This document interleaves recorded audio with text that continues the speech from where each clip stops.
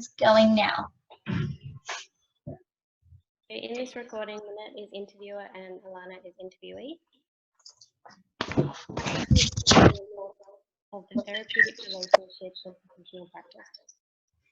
So I think the therapeutic relationship in professional practice helps create an open and safe feeling kind of environment for the client. This would create like a positive relationship and allows for open conversations, which would probably help with practice further on down the track. Okay. What interpersonal skills do you have that could benefit your therapeutic relationship with clients? So I think that I'm a very open and honest person. I've always worked with people. So in this way, I think I can come across as a friendly person and really open, which I think can really help project to the therapeutic relationship to help open up conversation to start with, make the client feel comfortable. Okay. Can you tell me a little bit about your personal values and how they relate to your practice?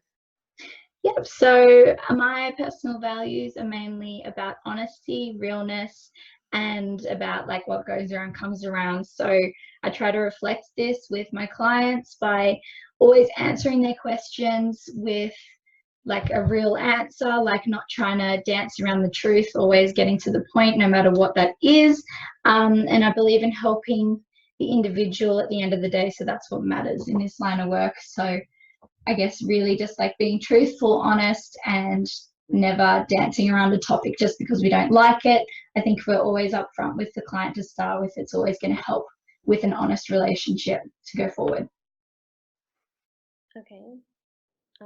You've probably mentioned some of this already, but Yeah. What are your strengths in terms of your practice and working with clients? My strengths, I guess, would be my people skills, and I think empathy as well is a good one to add. So to show empathy towards clients, I think helps create that safe space again, as I said before. And yes, I think mainly if you're just always showing empathy and that you care, the client's always going to want to open up to you more. Okay. So what are your motivations for working in this field? So yeah, I have, like as I probably mentioned as well earlier, I have a passion for helping and educating as many people as I can. So I feel like this industry is a really awesome place to do that. And I feel like I could reach as many people as possible by doing this kind of line of work. I think health is really important to me. So I think if I can get that message across to other people and make people understand that health should be important to them as well, then it would really make a difference in other people's worlds. Okay. In what areas do you think you have potential for growth or development? I think that I could work on expressing what I need to say better, getting it out a bit easier, and working on my own anxieties, which may be holding me back from branching out or expanding quicker, or yeah, really like extending my education, I guess. Yeah, okay. So what can you tell me about mindfulness? Mindfulness to me is to be aware, open, calm, and receptive in your present state. So mainly about really all those aspects in your present moment. Okay, so if you do use any mindfulness skills, what types of skills do you use? Yep, so in between my clients at work at the moment, I like to sit down and I reset myself so that I'm open and clear, ready for my next client, so that they get my full attention every single time.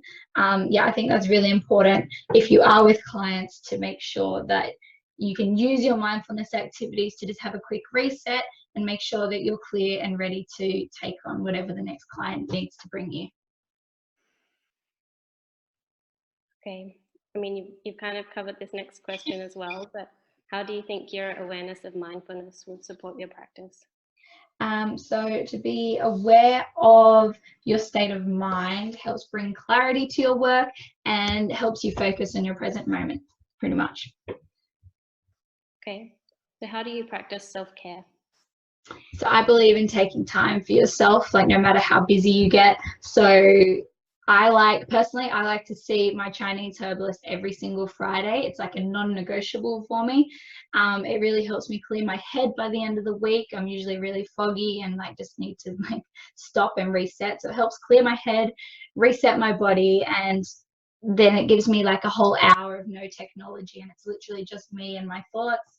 So I think that's a really helpful thing, to just create a non-negotiable for yourself. Nice. So how important are these self-care practices to your own practice? So if I take time out for myself, then I think my client should be doing that too. I think it's a really important practice. So I tell them to make it a non-negotiable, as I do for myself, and just to take that time to really connect with yourself and do something that sparks your joy. So something that's, you know, you believe, and something that you're really passionate about, something that's going to bring you happiness for your week. Nice. That's all the questions I have.